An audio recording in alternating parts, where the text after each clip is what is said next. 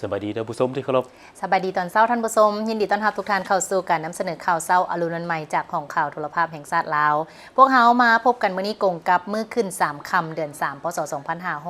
2568กงกับมื้อวันพุธวันที่21มกราคม2026เช้ามื้อนี้อนุรักษ์วีระวงศ์พร้อมด้วยเอกสันที่ประจักษ์นำเสนอข่าวให้ท่านที่ตามรับชมจากทีนี้พวกเขามาเริ่มที่กองประชุมใหญ่ผู้แทนทั่วประเทศครั้งที่14ของพรรคคอมมิวนิสต์เวียดนามได้ไขขึ้นอย่างเป็นทางการในวันที่20มกราคมผ่านมาซึ่งกองประชุมครั้งนี้มีผู้แทนทั้งหมด 1,586 สหายเป็นตัวแทนให้แก่สมาชิกพรรค5,600,000 กว่าสหายกองประชุมใหญ่ผู้แทนทั่วประเทศครั้งที่14ของพรรคคอมมิวนิสต์เวียดนามไขขึ้นอย่างสมเกียรติมีบรรดาอดีตการนำพรรครัฐแนวโน้มประเทศชาติเวียดนามบรรดานักปฏิวัติผู้อาวุโสแม่เวียดนามปีละชนปัญญาชนผู้ทรงคุณวุฒิศิลปากรผู้มีตำแหน่งทางศาสนาและผู้ต่างหน้าคนหุ่นนุ่มเอกอัครราชทูตผู้ต่างหน้าบรรดาประเทศองค์การจัดตั้งสากลประจำเวียดนามสหายเรื่องเกืองประธานประเทศเวียดนามได้อ่านสุนทรพจน์ไขกองประชุมว่ากองประชุมใหญ่ผู้แทนทั่วประเทศครั้งที่14ของพรรคแม่นบาทเลี้ยวที่มีลักษณะประวัติศาสตร์มุ่งไปถึงการเฉลิมฉลองวันสร้างตั้งพรรคคอมมิวนิสต์เวียดนามครบรอบ100 ปี3 กุมภาพันธ์ 1930 53 กุมภาพันธ์ 2030กองประชุมใหญ่มีเจตจำนงความมุ่งมา่ปรารถนาความตัดสินใจสูงสุดของทั่วพรรคทั่วปวงชนทั่วกองทัพด้วยจิตใจเป็นเจ้าตนเองด้านยุทธศาสตร์สร้างความเข้มแข็งด้วยตนเองมั่นใจก้าวเข้าสู่สังกัดใหม่เพื่อประเทศเวียดนามสันติภาพเอกราชประชาธิปไตยหังมีเข้มแข็งเจริญรุ่งเรืองสิวิไลผาสุกก้าวขึ้นสังคมนิยมอย่างมั่นคงกองประชุมใหญ่ได้ย่องยอสมเสยความมานะพยายามสู่ส่วนห่วมแหงห่วมใจของทั่วภาคทั่วปวงชนทั่วกองทัพที่ได้ผ่านผ่าความยุ่งยากสิ่งท้าทายปฏิบัติสำเร็จเป้าหมายหน้าที่โดยกองประชุมใหญ่ครั้งที่13ของพรรควางออกอย่างมีไซโดยเฉพาะแม่นหน้าที่บุกทะลุมีลักษณะปฏิบัติสหายเหลืองเกืองกล่าวว่ากองประชุมใหญ่ครั้งที่14ของพรรคคอมมิวนิสต์เวียดนามได้ดำเนินในสภาพการโลกในภาคพื้นสืบต่อมีการพันแปรอย่างว่องไวซับซ้อนคาดคะเนได้ยากเมื่อการแข่งแย่งยุทธศาสตร์ระหว่างบรรดาประเทศใหญ่เพิ่มขึ้นการปฏิวัติอุตสาหกรรมครั้งที่4พิเศษแม่นการระเบิดของปัญญาประดิษฐ์เทคโนโลยีดิจิตอลเทคโนโลยีควอนตัมและบรรดาเทคโนโลยีใหม่ที่พาให้ชีวิตเศรษฐกิจสังคมทุกด้านเปลี่ยนแปลงอย่างลึกซึ้งสิ่งดังกล่าวได้วางออกคำเรียกร้องอันรีบด่วนเกี่ยวกับการสร้างรูปแบบเติบโตรูปแบบพัฒนาใหม่ยกสูงสมรรถภาพแรงงานความสามารถแข่งแย่งแห่งชาติและบรรดาคำเรียกร้องใหม่ในการคุ้มครองสังคมรับประกันป้องกันชาติป้องกันความสงบและการพัวพันต่างประเทศภายหลัง40 ปีแห่งการปฏิบัติแนวทางการเปลี่ยนแปลงใหม่ประเทศเวียดนามได้บรรลุบรรดาผลงานใหญ่รอบด้านมีความหมายประวัติศาสตร์ถึงยังใดก็ตามสหายเหลืองเกืองถือว่าเวียดนามยังประเสริฐหน้ากับความยุ่งยากหลายอย่างการเติบโตยังอยู่ในระดับต่ำกว่ากำลังบ่มซ่อนที่ยังบ่ทันยืนยงอย่างแท้จริงสมรรถภาพแรงงานบ่สูงกำลังแข่งแย่งของพื้นฐานเศรษฐกิจยังจำกัด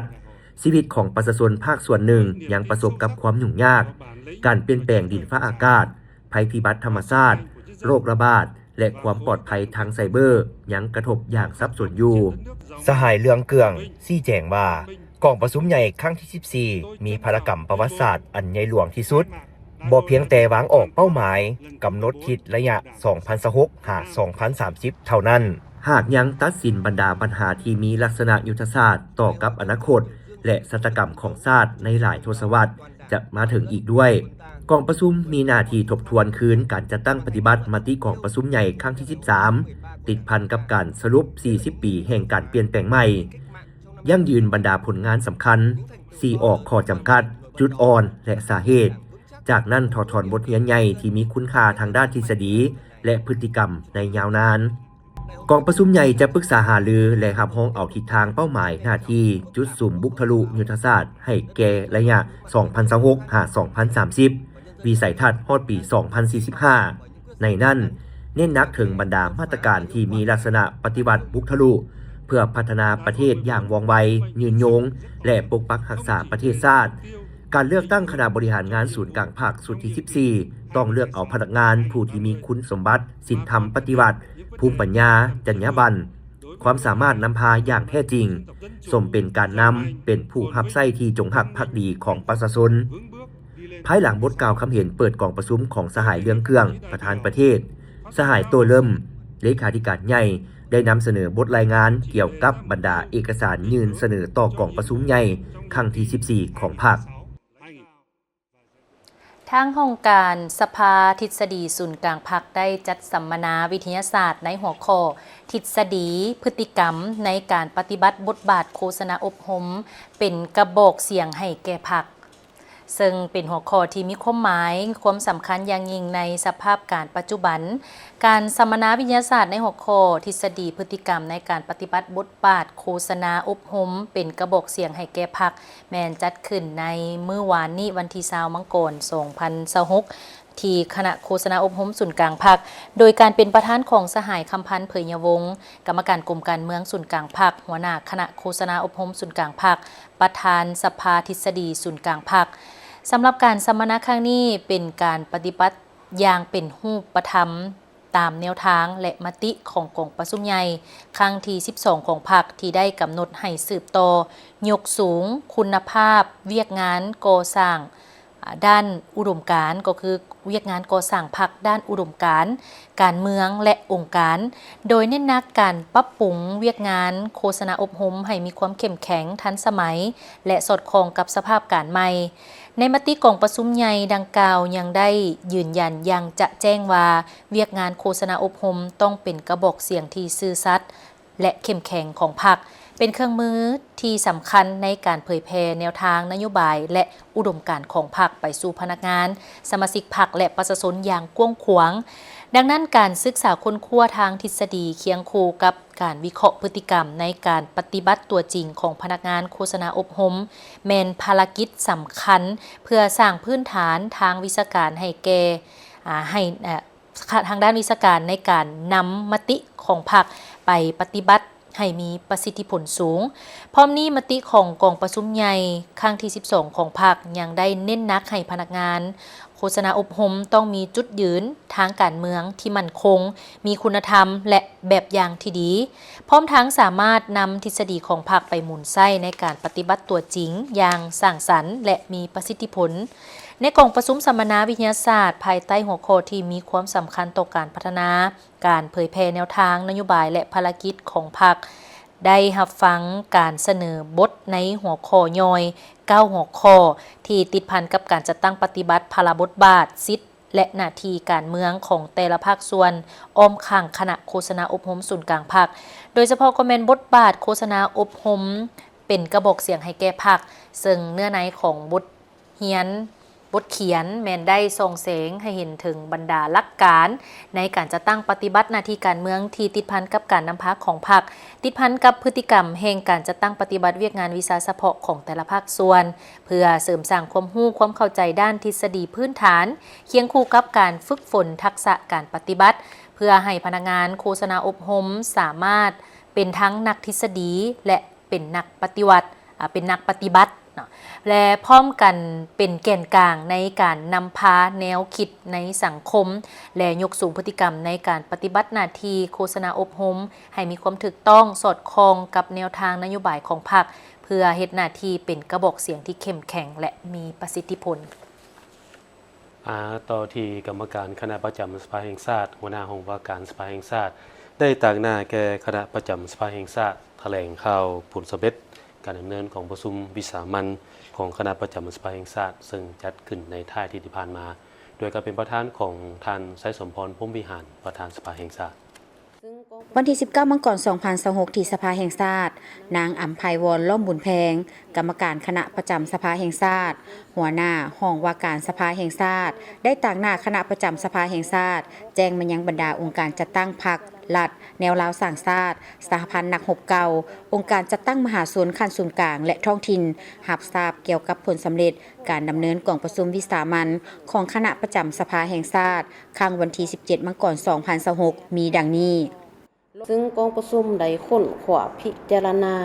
หนังสือเสนอของประธานประเทศ ฉบับเลขที่002ทับปปทลงวันที่16มังกร2026เกี่ยวกับการพิจารณารับรองเอาการยกย้ายและแต่งตั้งพนักงานการนำขั้นสูงไปรับหน้าที่ใหม่ค้นคว้าพิจารณาคำเสนอของนายกรัฐมนตรีฉบับเลขที่168ทับนยลงวันที่16มังกร2026เกี่ยวกับการพิจารณารับรองเอา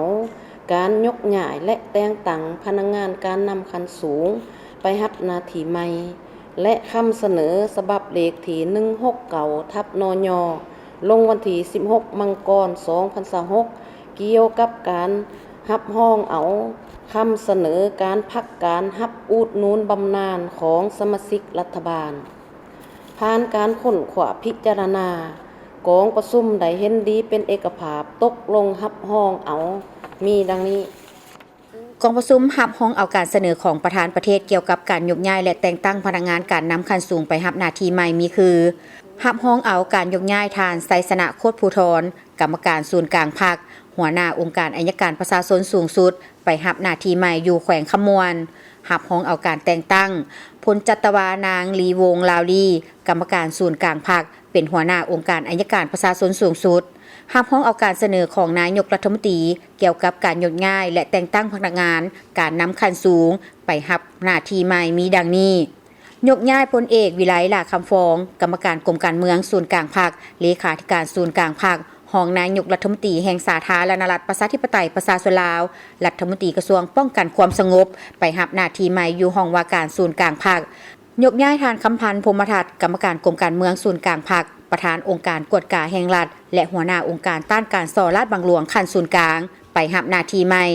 ยกย้ายทานกี่แก้วไขคำพิทูลกรรมการกรมการเมืองศูนย์กลางพรรครองนายกรัฐมนตรีแห่งสาธารณรัฐประชาธิปไตยประชาชนลาวไปรับหน้าที่ใหม่อยู่ศูนย์กลางแนวลาวสร้างชาติแต่งตั้งฐานวันไซพองสวรรค์กรรมการกรมการเมืองศูนย์กลางพรรคเลขาธิการศูนย์กลางพรรคไปรับหน้าที่ใหม่เป็นประธานองค์การกวดกาแห่งรัฐและหัวหน้าองค์การต้านการส่อราชบังหลวงขั้นศูนย์กลาง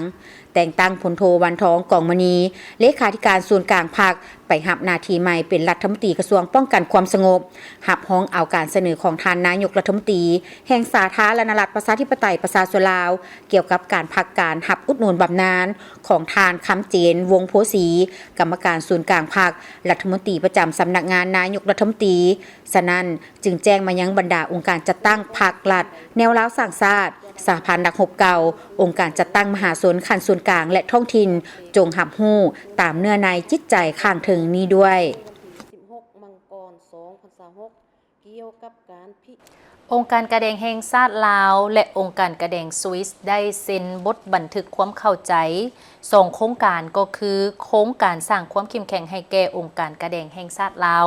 เพื่อเพิ่มทวีความพร้อมให้แก่การช่วยเหลือในภาวะฉุกเฉินและส่งเสริมสุขภาพชุมชนและก็โครงการสร้างความเข้มแข็งด้านการเกี่ยมความพร้อมตอบโต้เหตุฉุกเฉินให้แก่โรงเรียนและชุมชนพิธีเซ็นบทบันทึกความเข้าใจ2โครงการแม่นได้จัดขึ้นในตอนเช้าของวันที่20มังกร2026ที่นครหลวงเวียงจันทน์ลงนามในบทบันทึกโดยท่านเข็มเพชรศรีวรวงศ์หัวหน้าห้องการส่งเสริมสุขภาพชุมชนท่านนางไอคำโซอินไซห้องหัวหน้าห้องการขนขวยแรงทึนและช่วยเหลือบรรเทาทุกข์และตั้งหน้าองค์การสวิสองค์การกระแดงสวิสโดยท่านนางบินิต้าปูเดลผู้ตั้งหน้าองค์การกระแดงสวิสประจำลาวเป็นเกียรติเข้าร่วมโดยท่านคำละวันจันทรวันประธานองค์การกระแดงแห่งชาติลาวพร้อมด้วยภาคส่วนที่เกี่ยวข้องสำหรับการลงนามร่วมมือโครงการสร้างความเข้มแข็งให้แก่องค์การกระแดงแห่งชาติลาวเพื่อเพิ่มทวีความพร้อมให้แก่การช่วยเหลือในภาวะฉุกเฉินและส่งเสริมสุขภาพชุมชนในระยะดำเนินโครงการเดือนมิถุนายน2029สำหรับจุดประสงค์ของโครงการแม่นเพื่อประกอบส่วนเข้าในการพัฒนาเศรษฐกิจสังคมของสปป.ลาวโดยการส่งเสริมสุขภาพและสร้างความเข้มแข็งทนทานให้แก่ชุมชนโดยการส่งเสริมการมีส่วนร่วมของชุมชนและการให้ความช่วยเหลือด้านมนุษยธรรมอยู่50บ้านและ50โรงเรียนใน5เมืองของ3แขวงก็คือแขวงหลวงพระบางแม่นอยู่เมืองภูคูนเมืองน้ำบากและเมืองพลทอง แขวงสัญญบุรีเป็นเมืองหงสาและแขวงอุดมไซเป็นเมืองหุนโดยสนับสนุนจากองค์การกระแดงสวิสในงบประมาณเกือบ 800,000 ฟรังสวิสนอกจากนี้โครงการสร้างความเข้มแข็งด้านการเกี่ยมความพร้อมตอบโต้เหตุฉุกเฉินให้แก่โรงเรียนและชุมชนระยะโครงการแม่น 4 ปีก็คือปี 2025 ฮอดปี 2029 โครงการนี้จะได้ประกอบส่วนในการสร้างขีดความสามารถให้แก่พนักงานและอาสาสมัครอยู่ขั้นศูนย์กลางเมืองขั้นศูนย์กลางขั้นแขวงขั้นเมืองและบ้านในเวียกงานลดพรความเสี่ยงภัยพิบัติเพื่อเฮ็ดให้ชุมชนมีความพร้อมในการตอบโต้ภัยพิบัติการป้องกันตนเองการช่วยเหลือซึ่งกันและกันในชุมชนนอกจากนั้นจะได้สร้างความเข้มแข็งให้แก่ชุมชนด้วยการฝึกอบรมการโฆษณาปลูกจิตสำนึกและการสร้างแผนการลดพรความเสี่ยงภัยพิบัติชุมชนพร้อมทั้งสนับสนุนอุปกรณ์ที่จำเป็นจำนวนหนึ่งในการเกี่ยมความพร้อมตอบโต้ภัยพิบัติให้ทันเหตุการณ์และลดพรการสูญเสียทางด้านชีวิตและทรัพย์สินของประชาชนอยู่4แขวงก็คือแขวงคำมวนแมนอยู่เมืองคูนคำและเมืองนากายแขวงบริคำไซแมนเมืองคำเกิดและเมืองเวียงทองแขวงสวรรณเขตแมนเมืองเซโปนและแขวงเสียงขวางแมนเมืองคำที่ได้รับการสนับสนุนจากองค์การกระแดงสวิสประจำลาวโดยการสนับสนุนจากองค์การกระแดงสวิสประจำลาวแมนในงบประมาณ 500,000 กว่าฟรังสวิสประเทศสวิตเซอร์แลนด์ก็ให้การสนับสนุนประเทศลาวต่อเนื่องเนาะเจ้าแล้วก็มีหลายๆโครงการหลายๆกิจกรรมที่เกิดขึ้นวันนี้พวกเขามาต่อที่พนักงานและสมาชิกพรรคอ้อมข้างของว่าการสำนักงานประธานประเทศได้เสริมซึมและพันขยายมติสำคัญของภาครัฐโดยเฉพาะมันบั้นเลือกตั้งสมาชิกสภาแห่งชาติสุดที่ 10และสภาประชาชนขันแขวงสุดที่ 5การเสริมซึมเอกสารสำคัญได้จัดขึ้นวันที่20มังกร2026ที่ห้องว่าการสำนักงานประธานประเทศโดยการเป็นประธานและเผยแพร่ของสหายอินทปัญญาเขียววงประจันห้องเลขาคณะบริหารงานพรรคห้องหัวหน้าห้องว่าการสำนักงานประธานประเทศเอกสารที่นำมาเผยแพร่ในครั้งนี้ประกอบมี4เอกสารสำคัญคือมติกลุ่มการเมืองศูนย์กลางพรรคเกี่ยวกับการเพิ่มทวีการนำพา4นำของคณะพรรคทุกขั้นต่อการเลือกตั้งสมาชิกสภาแห่งชาติสุดที่ 10และสภาประชาชนขันแขวงสุดที่ 5เอกสารเพิ่มทวีการนำพาแนวคิดเสริมขยายสิทธิประชาธิปไตยของบรรดาเผ่าเพื่อการเลือกตั้งสมาชิกสภาแห่งชาติสุดที่ 10และสภาประชาชนขันแขวงสุดที่ 5เอกสารกำแน่นเนื้อในสำคัญของกฎหมายว่าด้วยการเลือกตั้งสมาชิกสภาแห่งชาติและสมาชิกสภาขันแขวงและเอกสารแผนการดำเนินงานของคณะกรรมการเลือกตั้งระดับชาติเลขที่ 02/คลส.การเผยแพร่และเสริมซึมบรรดาเอกสารและมติในครั้งนี้แม่นเพื่อแนะใส่เหตุให้สมาชิกพรรคพนักงานทุกสหายได้พร้อมกันนำเอาเนื้อในจิตใจบรรดาเอกสารที่สำคัญต่างๆไปหมุนใส่เข้าในเวียกงานที่ตนเองรับผิดชอบให้ได้รับผลสำเร็จเป็นอย่างดีและบรรลุผลสำเร็จตามแผนการที่กำหนดไว้โดยเฉพาะแม่นกำหนดได้โดยเฉพาะมันกำได้บรรดาเนื้อในเอกสารต่างๆของภาครัฐอย่างลึกซึ้งบรรดาเอกสารต่อการเลือกตั้งสมาชิกสภาแห่งชาติและสภาประชาชนขันแขวงอย่างลึกซึ้งเพื่อเก็บความพร้อมในบั้นเลือกตั้งสมาชิกสภาแห่งชาติสุดที่ 10และสภาประชาชนขันแขวงสุดที่ 5ที่จะมีขึ้นในตอนหน้านี้ให้บรรลุผลสำเร็จทางอนุกรรมการเลือกตั้งได้กำหนดไว้ทางบริษัทลาวโทรคมมนาคมมหาชนได้อวยพรเนื่องในโอกาสวันสร้างตั้งกองทัพประชาชนลาวครบรอบ77 ปีในวันที่19มังกร2026คณะพรรคคณะผู้อำนวยการใหญ่บริษัทลาวโทรคมมนาคมมหาชนนำโดยสหายสุพลจันทวีไซ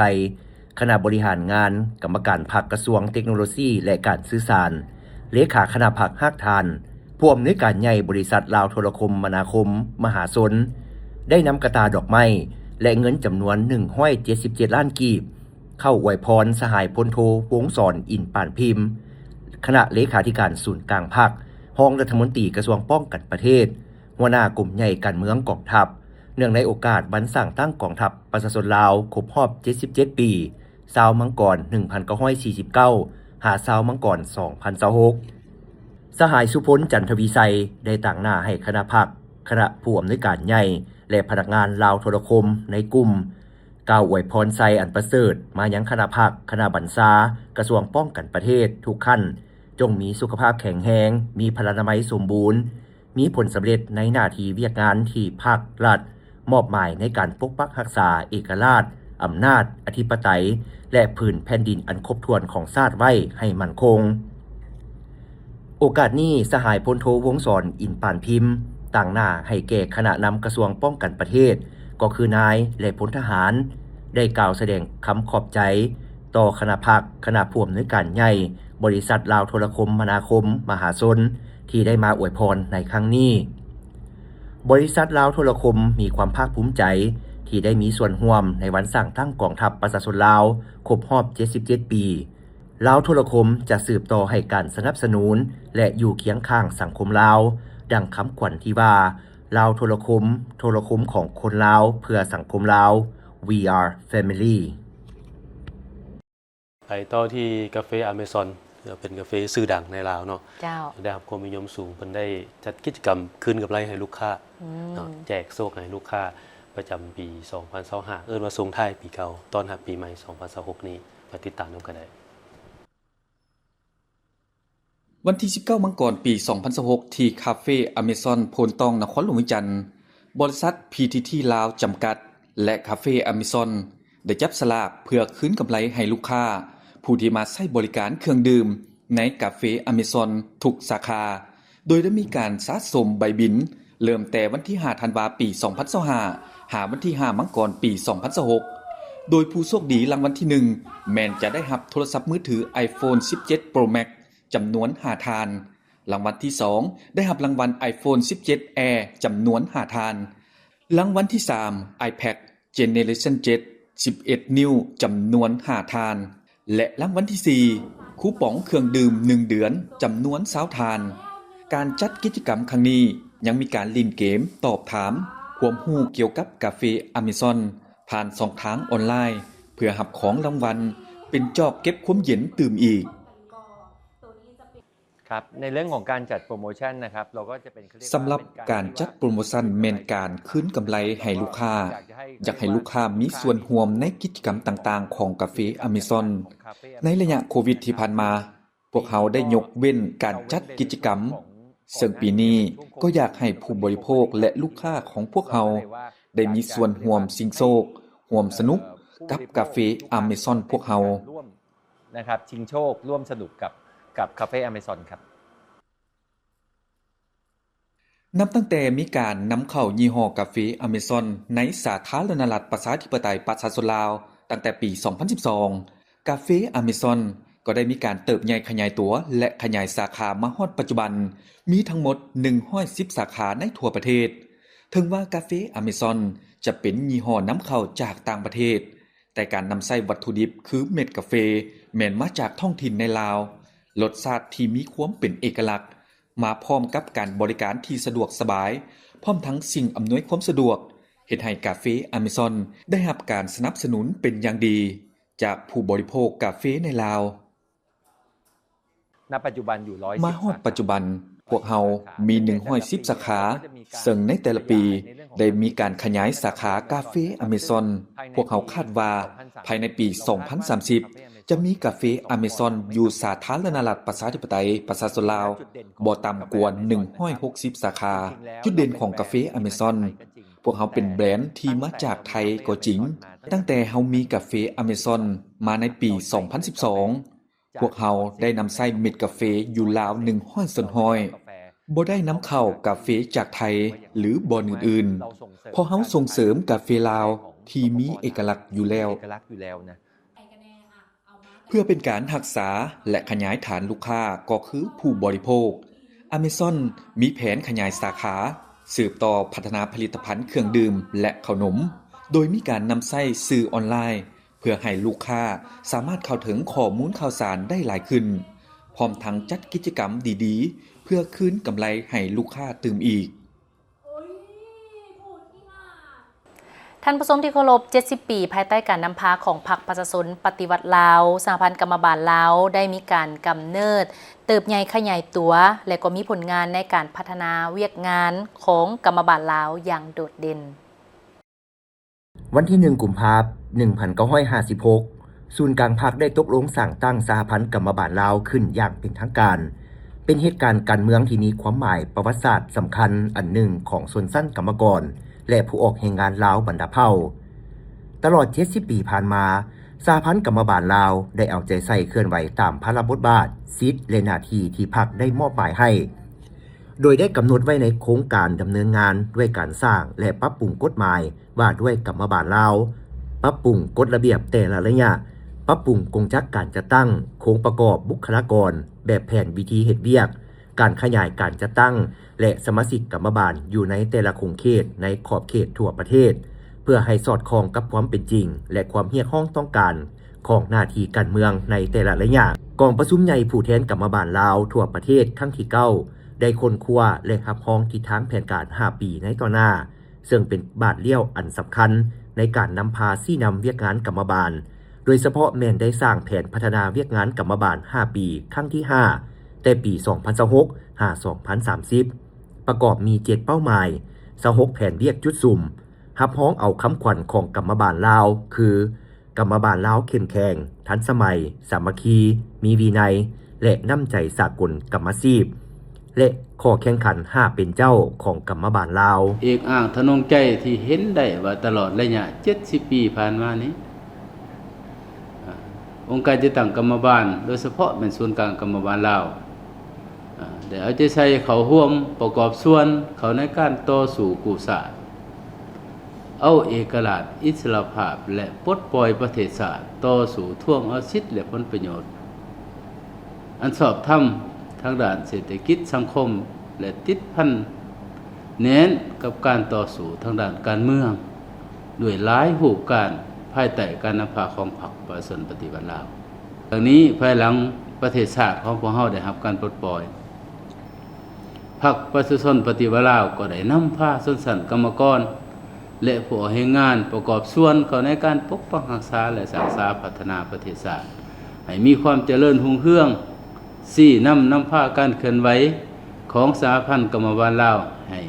มีความหนักแน่นทางด้านการเมืองแนวคิด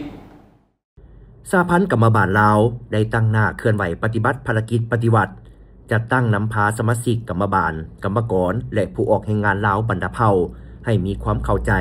และเสื่อมซึมแนวทางแผนนโยบายของพรรคกฎหมายของรัฐระเบียบในการออกแห่งงาน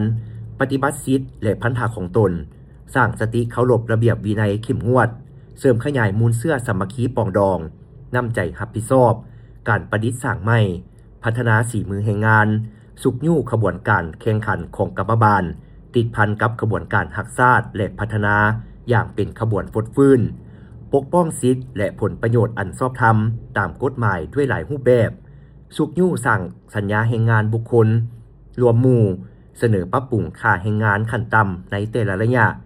ขยายการจัดตั้งกรรมบาลเข้าสู่หัวหน่วยแห่งงาน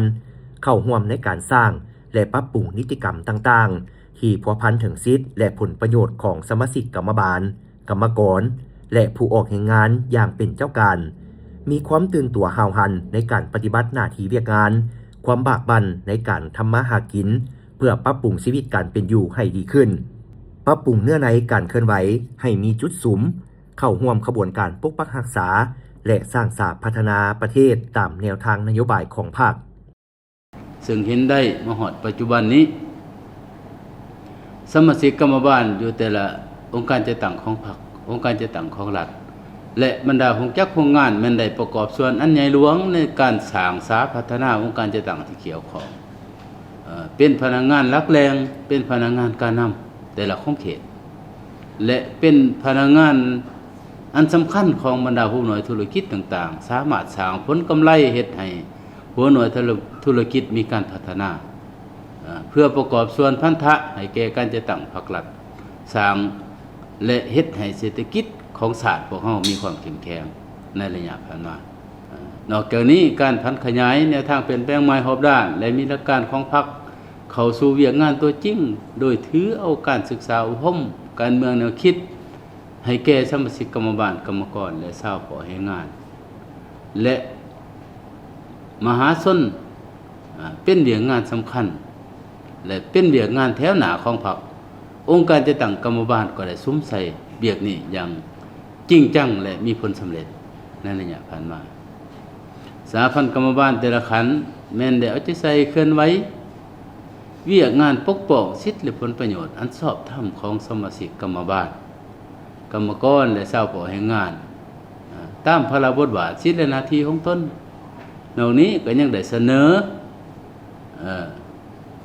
ต่อคณะกรรมการแรงงานระดับชาติและปรับปรุงค่าแรงงานขั้นต่ำให้แก่ผู้แรงงานและวิสาหกิจได้ค้นคว้านำเสนอ รัฐบาลพิจารณาเงินเดือนและสวัสดิการให้แก่พนักงานราชการให้เหมาะสมกับสภาพทางด้านเศรษฐกิจสังคมในระยะผ่านมาเพื่อสืบต่อปฏิบัติตามมติกองประชุมผู้แทนทั่วประเทศครั้งที่ 12 ของภาคโครงการการเมืองครั้งที่ 3 ของภาคแผนพัฒนาเศรษฐกิจสังคมแห่งชาติ 5 ปีครั้งที่ 10 มติกองประชุมใหญ่ผู้แทนกรรมบาลลาวทั่วประเทศครั้งที่ 9 และแผนพัฒนาเวียกงานกรรมบาลครั้งที่ 5 ให้มีความเข้มแข็งเป็นเจ้าการปรับปรุงกงจักรการจัดตั้งของตนให้มีความหนักแน่นปฏิบัติหน้าที่การเมืองให้มีประสิทธิผลยกระดับในการเคลื่อนไหวทุกด้านเคลื่อนไหวปกป้องสิทธิและผลประโยชน์อันชอบธรรมของสมาชิกกรรมบาลกรรมกรและผู้ออกแรงงานเป็นเจ้าการตีถอยปรากฏการณ์ย่อท่อที่เกิดขึ้นในองค์การจัดตั้งก็คือภายในสมาชิกของตนยู่แหงขบวนการเคลื่อนไหวเวียกงานอยู่หักฐาน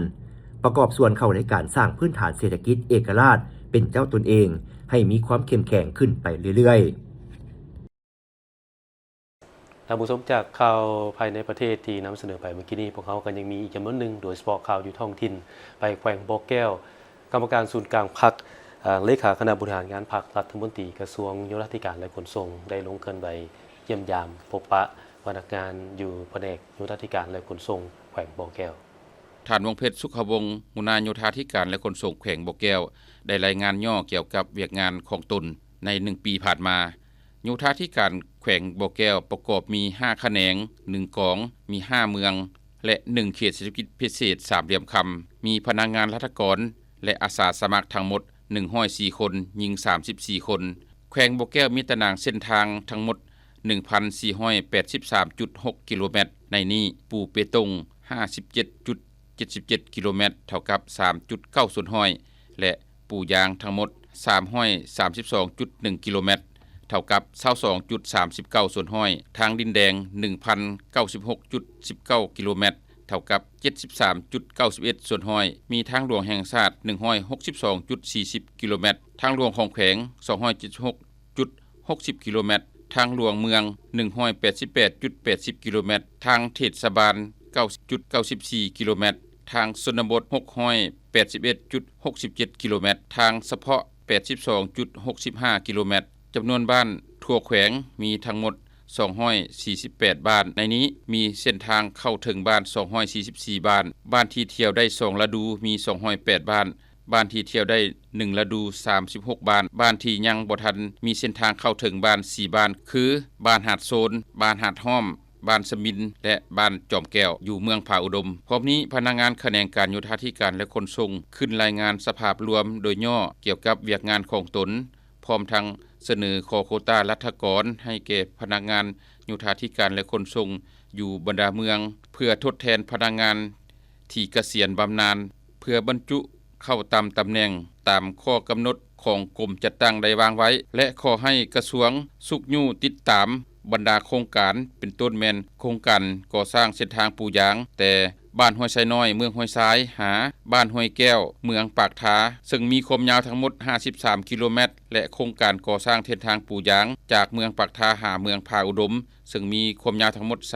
30.25 กิโลเมตรจากนั้นท่านรัฐมนตรีโยธาธิการและขนส่งก็ได้กล่าวว่าแขวงบ่อแก้วเป็นแขวงหนึ่งที่มีท่าแฮงสูงในการพัฒนาเศรษฐกิจสังคมมีท่าแฮงทางด้านการท่องเที่ยวเชื่อมโยงกับภาคพื้น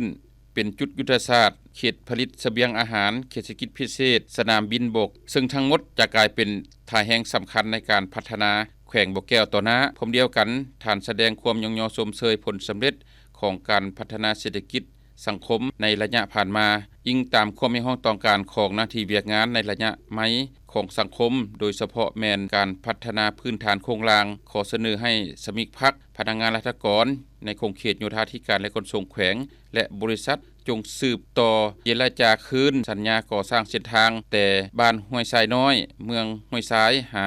บ้านห้วยแก้วเมืองปากท้าโคข้ามน้ำของก่อนตื่นปรับปรุงยกระดับเส้นทางหลวงแห่งชาติ A3 เส้นทางเสื่อมต่อเมืองปากทาหาเมืองผาอุดมเวียกงานซ่อมแปลงแก้ไขฉุกเฉินเพื่อรับมือกับภัยพิบัติเวียกงานผังเมืองเวียกงานคุ้มครองขี้เหยื่อเวียกงานน้ำประปาเวียกงานพัฒนาสนามบินห้วยทรายเวียกงานการคุ้มครองพาหนะการขับขี่เวียกงานการคุ้มครองท่าเรือเวียกงานป้องกันตะฟังเทือนการคุ้มครองน้ำหนักรถและอื่นๆจากข่าวทั้งแขวงบ่อแก้วไปต่อทั้งแขวงพงศลีท่านผู้ชมอัยการประชาชนแขวงพงศลีได้ปาฐกถาวันสร้างตั้งองค์การอัยการประชาชนแห่งสปป.ลาวครบรอบ36 ปีโดยการเป็นประธานของทานคำไซศูนย์บิเลิศกรรมการพรรคแขวงหัวหน้าองค์การอัยการประชาชนแขวงมีบรรดาพนักงานอมข้างแขวงกำลังป้องกันศาสตร์ป้องกันความสงบบรรดาหัวหน้าห้องหัวหน้าคะแนนห้องหัวหน้าคะแนนบรรดาอัยการประชาชนเขต1เขต2ตลอดฮอดพนักงานภายในองค์การดังกล่าวเข้าร่วมทานคำไซศูนย์บิเลิศกรรมการพรรคแขวงหัวหน้าองค์การอัยการประชาชนแขวงได้หวนคืนหมุนเสื้อปาฐกถาวันสร้างตั้งองค์การอัยการประชาชนแห่งสปป.ลาวครบรอบ36 ปีและนี่ได้ยกให้เห็นถาดแท้ส่วนสั้นองค์การอัยการประชาชนลาว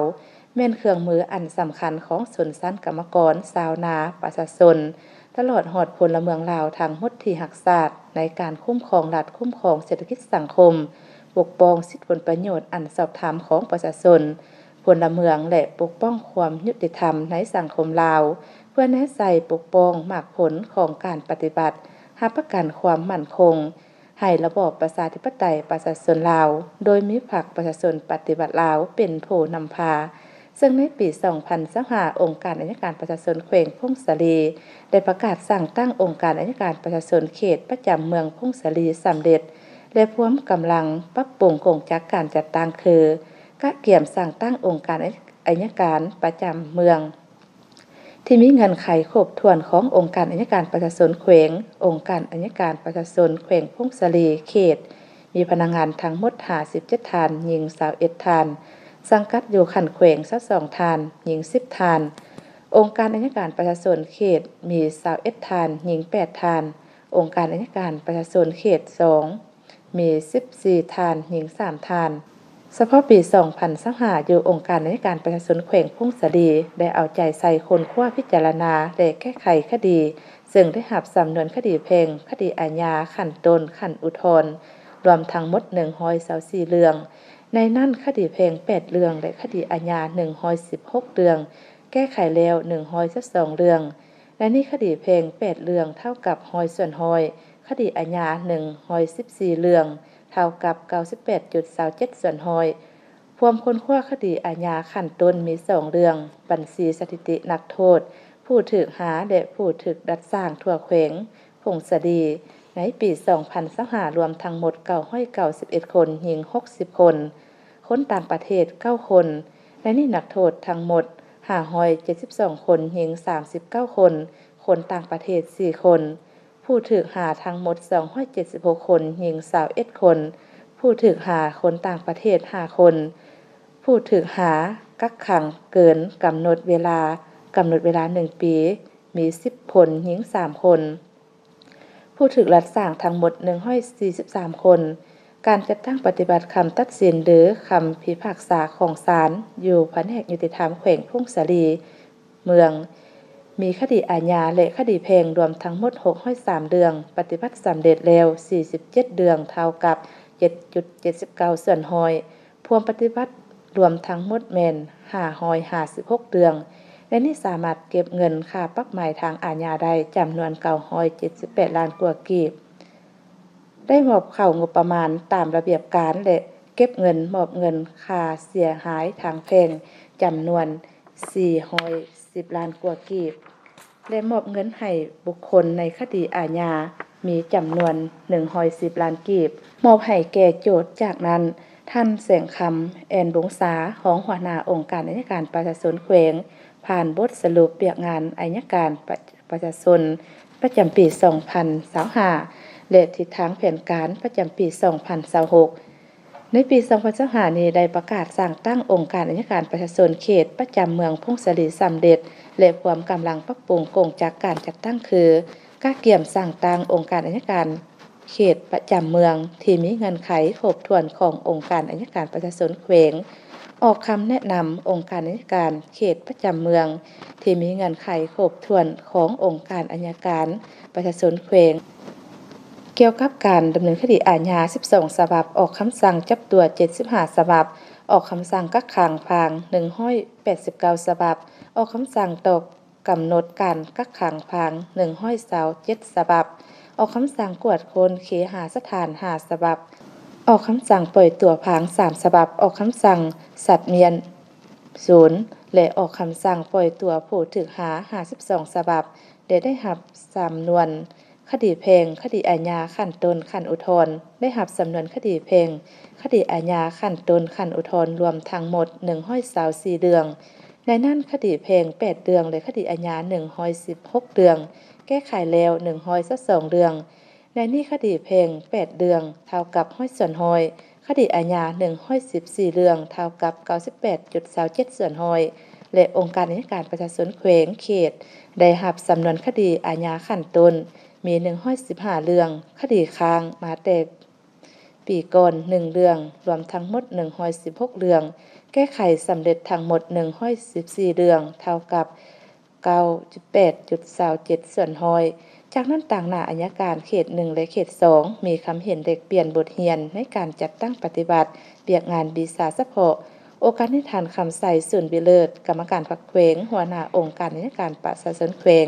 ได้มีคำเห็นและทิศชี้นำในการจัดตั้งปฏิบัติเบียกงานขององค์การอัยการประชาชนแขวงเขต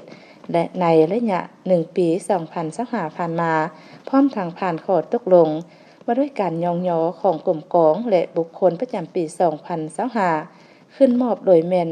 ทานคำใสสุนบิเลิศหัวหน้าองค์การอัยการประชาชนแขวงและขึ้นหับตามลำดับ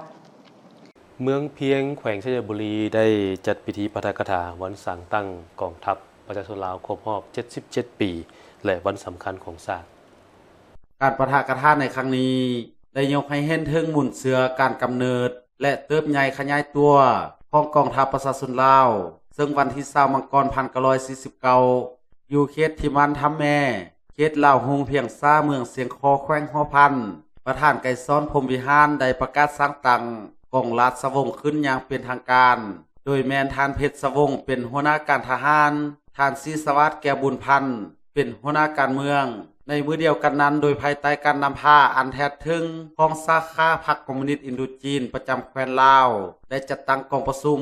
โดยเอาสถานที่กองราชวงศ์เป็นบอนประชุมและได้ประกาศสร้างตั้งกองทัพลาวอิสระอย่างเป็นทางการโดยแม่นประธานไก่ซ้อนพรหมวิหารเป็นผู้ประกาศสร้างตั้งและเป็นผู้บัญชาโดยกงพร้อมทางประกาศรับเอาบรรดากองเอกราชอื่นๆโดยโฮมเข้ากันเป็นกองทัพลาวอิสระนับแต่นั้นมาในวันที่20มังกร1949จึงกลายเป็นวันประวัติศาสตร์แห่งการสร้างตั้งกองทัพประชาชนลาวยกให้เห็นการต่อสู้อันละเอียดละเอียวบ่ยอมจำนวนของกองทัพประชาชนปฏิวัติลาวก็คือในระยะปกปักรักษาและสร้างสรรค์พัฒนาประเทศชาติในปัจจุบันภายใต้การนำพาของพรรคที่สละสองไส้เวลาได้ก็มีความองอาจกล้าหาญเด็ดเดียวเหนียวแน่นบ่ยอมจำนนต่ออิทธิปรปักษ์ในการต่อสู้กุศลยัดเอาเอกราชอำนาจอธิปไตยและพื้นแผ่นดินอันครบถ้วนมาสู่ปวงชนลาวทางศาสตร์พร้อมนี้ท่านยังได้ยกให้เห็นถึงวันตานการซ้อลาดบางหลวงซึ่งแม่นอาชญากรรมหนึ่งที่เกิดขึ้นในกงจักรการจัดตั้งของรัฐเอกชนและสังคมเป็นภัยอันตรายที่ส่งผลกระทบสร้างความเสียหายและกดน่วงทวงดึงอย่างหายแห้งต่อการพัฒนาเศรษฐกิจสังคมฉะนั้นภาครัฐจึงถือเอาเวียกงานนี้เป็นหน้าที่และความรับผิดชอบโดยกงของภาครัฐและการจัดตั้งทุกขั้นโดยได้มอบให้องค์การกฎการแห่งรัฐและองค์การต้านการซ้อลาดบางหลวงศูนย์กลางก็คือองค์การกฎการรัฐและต้านการซ้อลาดบางหลวงแต่ละขั้นเป็นเสนาธิการให้แก่ภาครัฐในการติดตามกฎการสกัดกั้นและต้านการซ้อลาดบางหลวงตามกฎหมายและระเบียบการที่ได้กำหนดไว้ภายใต้คำขวัญร่วมกันต้านการซ้อลาดบางหลวงเพื่อสร้างอนาคตที่สดใสและโปร่งใสและในโอกาสเดียวกันนี้ก็ได้ประกาศพลังงานหลักแรงของเมืองเข้ารับอุดหนุนบำนาญจำนวน1ทานตึมอีก ทางสื่อมวลชนร่วมกับสมาคมปลัดตือสร้างสื่อเพื่อโฆษณาเกี่ยวกับบั้นเลือกตั้งสมาชิกสภาแห่งชาติสุดที่10และสภาประชาชนขันแขวงสุดที่5โดยการเลือกตั้งสมาชิกสภาแห่งชาติและสภาประชาชนขันแขวงแม่นขบวนการปฏิบัติหน้าที่การเมืองและสิทธิประชาธิปไตยของพลเมืองลาวในการเลือกเอาบุคคลที่มีมาตรฐานครบถ้วนเข้าในสภาแห่งชาติและสภาประชาชนขันแขวงเพื่อเป็นตัวแทนแห่งสิทธิอำนาจของประชาชนลาวบรรดาเผ่าการผลิตสปอตโฆษณาครั้งนี้ภายใต้การสีนำของคณะกรรมการเลือกตั้งขันแขวงก็คือสภาประชาชนแขวงคณะโฆษณาอบรมแขวงประกอบมี3หัวข้อที่สำคัญในแต่ละหัวข้อแม่นส่องแสงให้เห็นถึงการปกปักรักษาและสร้างสรรค์พัฒนาบ้านเมืองและให้หูถึงสิทธิและพันธะของพลเมืองลาวทุกคนที่มีอายุ18ปีขึ้นไปมีสิทธิในการปอนบัตรเลือกตั้งเอาผู้แทนของตนและพร้อมทั้งรับประกันให้ได้400ส่วน100ซึ่งสภาแห่งชาติได้กำหนดเอาวันที่22กุมภาพันธ์ปี2026เป็นวันเลือกตั้งโอกาสนี้ทานสมศักดิ์พรหมเจริญประธานสมาคมปลัดตือแขวงจำปาสักได้กล่าวแสดงความรู้สึกต่อกับการมีส่วนร่วมในการผลิตสื่อโฆษณาครั้งนี้ว่าข้าพเจ้าแม่นแสดงความดีใจเป็นอย่างสูงที่ได้มาให้ทางสมาคมปลัดตือของเฮานี่มาคิดตัวละครเกี่ยวกับการแสดงเกี่ยวกับการเลือกตั้งที่ให้เชิญชวนประชาชนของลาวทั่วประเทศเบาร่วมเบาเฉพาะแก๊งยามศักดิ์นั่นแหละให้เห็นความสำคัญของการเลือกตั้งของผู้แทนเข้าสภาเนาะเจ้าสำหรับเฮาผลิตสื่อมื้อนี้เนาะเป็นรูปแบบละตื่นนี่เฮาได้มีการกักเกี่ยมหรือว่าฝึกซ้อมกันจังไดเนาะเฉพาะการแสดงเกี่ยวกับตัวละครที่เฮ็ดกับการแสดงเกี่ยวกับผู้แทนการเลือกตั้งนี่เฮาได้กาเกียมมาประมาณติดนึงเนาะการเกี่ยมพร้อมในการนั้นกาเกี่ยมการเป็นการแสดงเกี่ยวกับตัวละคร3ตัวละครนั้นเนาะสำหรับมื้อนี้เฮาได้มีจักบทบ่ที่ว่าจะนำเสนอมื้อนี้จะสิมีอยู่3บทที่1ก็เกี่ยวกับการเลือกตั้งบทที่2ก็เกี่ยวกับพวกเฮาจะมี1นี่เป็นทางรถไฟนี้สิมาสู่แข่งจำปาสักอัน1 2ก็แม่นงานวัดผู้หั่นประชาชนในชาวแข่งจำปาสักผู้ที่มีอายุ18ปีขึ้นไปนี่นะให้มาใส่สิทธิ์เลือกตั้งเพื่อผู้แทนเอาเข้าสู่สภาเนาะเลือกที่คนมีความรู้ความสามารถเพื่อมาพัฒนาประเทศชาติบ้านเมืองนั่นแหละสมาคมปลัดตือของพวกเฮานี่ก็แม่นปัจจุบันนี้เฮาสร้างตั้งขึ้นมาแต่2012เนาะแต่ว่าการเคลื่อนไหวของพวกเฮาในระยะผ่านมาก็บ่กว้างขวางสมควรอยู่แต่ก็บ่ทันถึงปัจจุบันนี้เนาะปัจจุบันนี้เพราะว่าทางภาครัฐเพิ่นเอาของเฮานี่เขาไปอยู่ในแขนงวัฒนธรรมเนาะส่งเสริมแล้วก็ปลัดตือเฮานี่สามารถเคลื่อนไหวอยู่กับสถานที่แล้วก็ออกตามบุญบ้านบุญเฮือนหรือว่าตามเบียกพักการจัดตั้งของภาครัฐเฮาก็ได้ออกเคลื่อนไหวตัวนี้เพราะว่าอยู่แข้งเฮาหรือว่าอยู่ต่างแข้งนะหรือทั่วในประเทศสามารถไปเคลื่อนไหวได้ถ้าหากว่าทั้งมีคนสนใจพวกเฮาจะติดต่อทางด้านพวกเฮาจะมีบอทแอปของพวกเฮาแล้วก็มีเว็บไซต์แล้วก็มีอีเมลเนาะของพวกเฮามีเนาะสมาคมนี่อยากให้ภาคสมาคมของเขามีความยิ่งยงใหญ่ทั้งคนอื่นกับทั้งภาครัฐและเอกชนผู้ให้มีส่วนร่วมช่วยกันน่ะส่งเสริมเพื่อให้ยืนยงให้มีรุ่นสืบทอดต่อไปนะเพราะว่าเฮาปัจจุบันนี่ก็มีรุ่นสืบทอดรุ่น1แล้วอยากให้มีรุ่น2รุ่น3เนาะแหละดังนั้นขอเชิญชวนประชาชนลาวบรรดาเผ่าผู้ที่มีสิทธิ์เลือกตั้งแต่อายุ18ปีขึ้นไปจงไปใส่สิทธิ์ของตนเลือกเอาผู้แทนของตนที่พิธีมอบรับเงินนโยบายให้แก่ผู้ที่มีผลงานและคุณงามความดีในภารกิจการปฏิวัติศาสตร์ประชาธิปไตยตามลำดับ57/ลบปี2025อยู่แขวงเซกองโดยการเข้าร่วมเป็นประธานของท่านนางศรีสังหาแก้วดวงดีรองประธานคณะกรรมการปกครองแขวงมีคณะกรรมการคนครัวนโยบายคันแขวงและคณะห้องการแห่งงานและสวัสดิการสังคม4เมืองพร้อมด้วยต่างหน้าครอบครัวผู้ที่ได้รับนโยบายเข้าร่วม ท่านนางหม่อนสมัยบุญคงรองหัวหน้าแผนกแรงงานและสวัสดิการสังคมแขวงได้ขึ้นผ่านข้อตกลงของกระทรวงแรงงานและสวัสดิการสังคมฉบับเลขที่3354/ฮสสลงวันที่15ตุลาคม2025ว่าด้วยการอนุมัติเงินอุดหนุนเทื่อเดียวต่อผู้ที่ยังมีชีวิตประจำปี2025ห่วงรายรับเกินแผนปี2024บวก50ส่วนร้อยของศูนย์กลางให้แผนกแรงงานและสวัสดิการสังคมแขวง4กองจำนวนทั้งหมด177ท่านยิง59ท่านเป็นเงินทั้งหมด5,675,245,050 กีบและผ่านข้อตกลงของกระทรวงแรงงานและสวัสดิการสังคมฉบับเลขที่3373/ฮสสลงวันที่15ตุลาคม